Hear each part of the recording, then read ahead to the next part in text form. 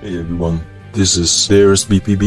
I have figured out the best plan for melee and range focus builds for day 1 for this upcoming League 6 of Osrs. First up, let's talk about the big changes in this new game mode update. So what is missing in League 6? Access to Misthalin, Licran and Fossil Island is freaking gone, and we shall start on Varlamore instead. Good news is that Zanaris and the Bliss will still be accessible. Your second area is Karamja, then you slowly unlock the other 3 areas of your choice.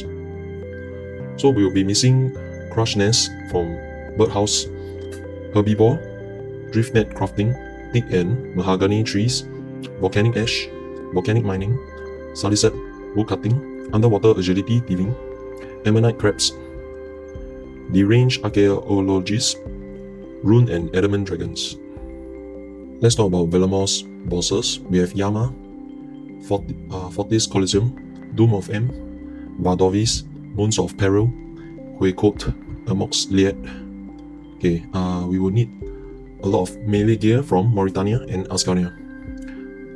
We will also need Pest Control's Elite Void Knight Armor with Zarite's Crossbow to take on Doom of M. Okay, so Varlamore rewards are Mage, Range and Melee gears.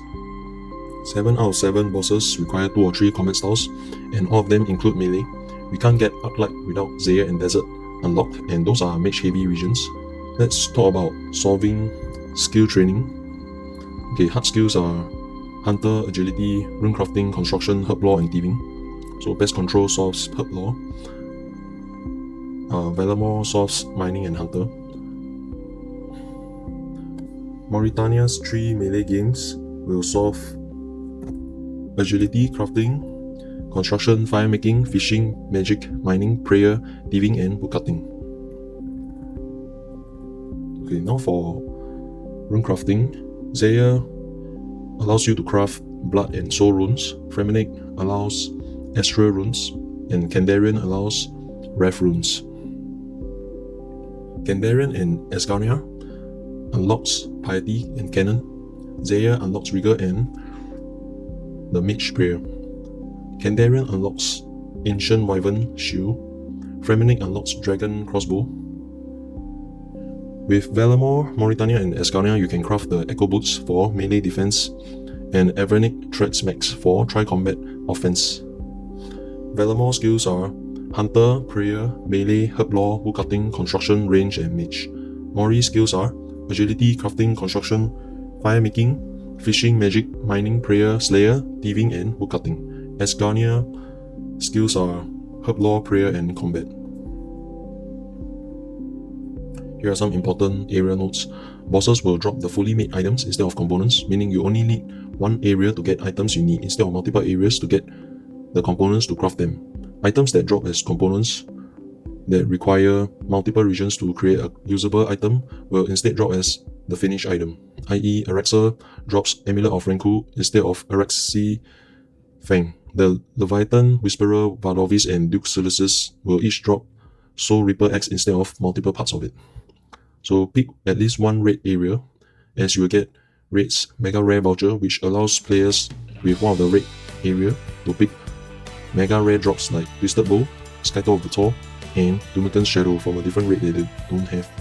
Zaire has Echo Respori, which drops Nature's Recurve that can restore hit points and prayer points. Trials from Zaire don't target players in the wilderness. Okay, let's talk about some important passive notes. Okay, for Tier 1, you want to focus on farming and clues until the area is unlocked. Tier 2, Relic, you want to focus on skilling.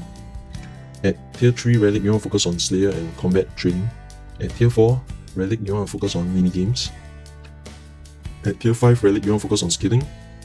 Tier 6 Relic, focus on clues. Tier 7 Relic, focus on skilling again. Okay, let's talk about the relic notes and also what relics am I going. Okay, so my plan is to focus on melee and range, specifically on Zarite Crossbow in general, focusing on shield and taunts, one-handed weapons, light weapons and heavy weapons, two-handed weapons. So we'll be picking Morytania, Asgarnia and Fremenic.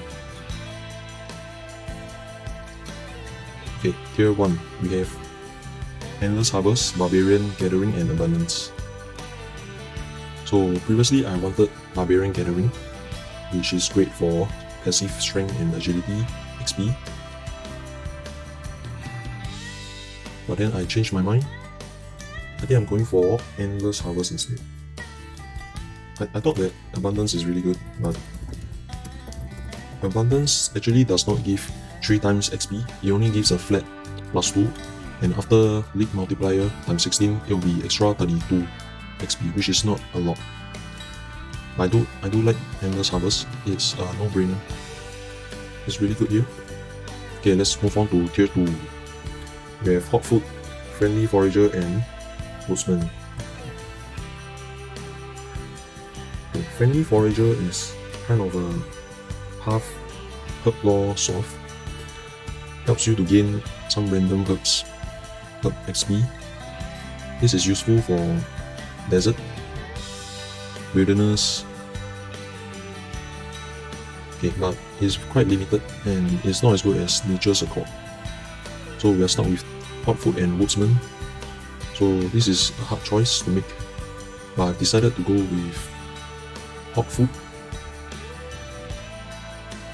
Hot Food is going to solve one of my hardest skill, agility, and helps with cooking, smithing, and it's even better if you are picking Terranmon. Okay, let's look at tier 3. We have Evil Eye, Map of Alacrity, and Bang Heist. So the there's one YouTuber, Jack, I think it's Jack Yu, he convinced me to pick Evil Eye because I have Morytania, Asgarnia, and Frem. So it's really good for bossing, such as skipping the run to Dagannoth Kings. I do enjoy Map of Alacrity, even though he says that it's not very good. Okay. Tier 4, we have Transmutation, Butler's Bell, Conniving Clues. Okay, so I think I'll be picking Conniving Clues because Transmutation is more of a mage build. Butler's Bell is not that good.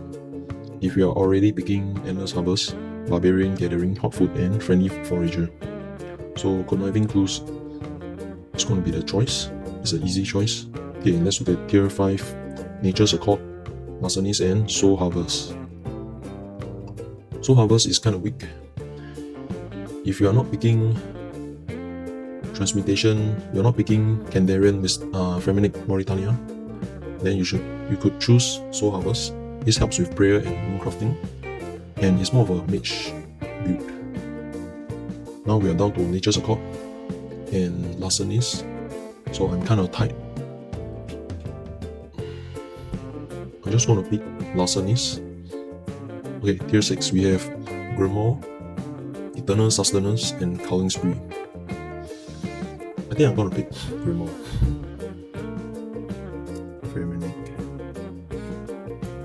I think I'm going to pick Grimoire. Because Culling Spree, I already have Morytania, so I already have the Slayer Helm. So it's kind of clash. Eternal Sustenance is more for wilderness pick. Grimoire allows me to access the best range and mage prayer without picking Zaya, Rigor, and Augury, and also access the spellbooks. But it's kind of weak here. Okay, tier 7, we have Reloaded and Flow State. Flow State is great for relics with passive XP to other skills like Barbarian Gathering, so you get even more strength and agility XP. Reloaded. So here are some reloaded options. We have Woodsman from tier 2. We have Map of Alacrity, which may be redundant. We have Butler's Bell, which is not good enough. Soul Harvest is redundant. I think Nature's Accord is actually good. Nature's Accord. Eternal Sustenance is bad. So the actual options are Woodsman and Nature's Accord. So I'm very torn about picking one of them. So comment below, are you going to pick Woodsman or are you going to pick Nature's Accord for Reloaded? Okay, tier 8, we have Minion, Flask of Fervour, and Executioner X. Executioner X, it's not very good. I think it's great for like TOA from Desert, but otherwise Executioner X is not very good. For me, I'm picking Flask of Fervour because we have Asgarnia, we have Morytania. There's a lot of special attack weapons, so I can spam all of that. For DPS, Minion is just an overall great pick. Okay, here are some general notes. For this league, run energy never depletes naturally. The Twisted Bow, Scatter and Betor, and Tomakan Shadow are available from all 3 rates. So Kandarian has a glow up with 2 echo items. Devil's Element now gives 30% elemental weakness to all enemies. Every area gives similar amount of lead points. Each dose of golden potions will cause any non-aggressive monsters within line of sight and a 9x9 type area around the player to gain aggression for 6 minutes, including monsters which are not normally aggressive, such as Last Devils. The amount of Toku received from both Zap and Jet is doubled after completing the elite task in the Kramja Diary. Uncut Onyx will cost 260,000 Toku with the Kramja gloves. Obsidian armor set has no penalties to range and magic bonus, except for Obsidian Shield. Obsidian gear offers a total of 12 strength bonus. Tazar Khem Obsidian Mace is better than Dragon Mace, while Obi Sword is faster than Rune Longsword. So Leviathan is from Desert, Whisperer is from Asgarnia, Wardovis is from Varlamore, Duke Solus is from Frem. Okay, so let's talk about my area pick. For my first pick is torn between Morytania and Desert, but as we know, Varlamore requires more melee focus, so Mory is more important for melee. But I probably enjoy TOA more than TOB, but I have to bite the bullet and die plenty of times in TOB for tasks. Okay, if you're picking Desert early, you should go to max 2000 bow to AFK squad and pick Calling Spree to gain the effects of Slayer Helm without actually crafting it. Second pick has to be Asgarnia for Tova armor, Armadillo armor and Void Knight set, and a lot of God swords and Zarite crossbow. Third pick is either Wilderness, Kandarian or Frem. Cause I am picking double red areas. Wilderness is quite lackluster with mid-game weapons, shields and rings for my hybrid build. Plus Wilderness has PvP, which is bad, but it has bad Chinchon Pass for Kriera. Kandarian has Barbarian Assault, which is one of the cooler minigames, but I hate the long agility cost grinds on 8 Battle. Frem and Tournament are range melee areas. I have to pick Grimoire for ancient spells, so no Desert and Zaire, but could be worth it to clash with Fremnik's Lunar Spell book due to how strong Frem is for best in slot, Echo, Necklace and Ring. Okay, so Fremnik's Echo drops are now transformed into the V's Helm, so now it's different. So normally you pick Kandarian for the Enchanted Zenite jewelries to boost your DPS, but with the new changes, Kandarian is looking good for mage build. Okay, let's talk about area Echo drops. Kandarian has Devil's Element, gives 30% elemental weakness to all with elemental spells. The second Echo drop is Shadow Flame Quadrant, which autocasts from all spellbooks, infinite elemental runes, and second added spell always uses best elemental spell. Frem, we have the V's Helm, act as the Slayer Helm, which blocks damage and offers free special attack energy. Asgarnia, we have Fang of the Hound, does Flame of Cerberus, fire magic damage.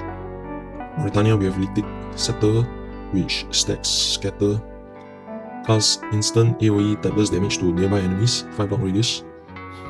Then we have Terraman, which offers Crystal Blessing, which applies crystal armor to melee weapons and powered staffs.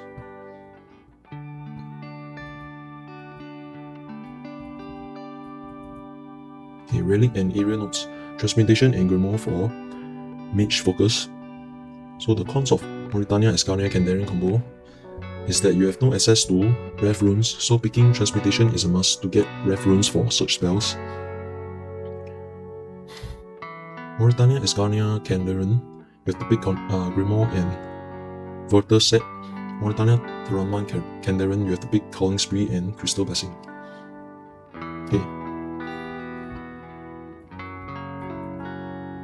Okay, here is my bossing ladder for Morytania Asgarnia Frem. So number 1, we'll go to Shades of Morton minigame for Rune Armor, Rune Gear, Prayer XP.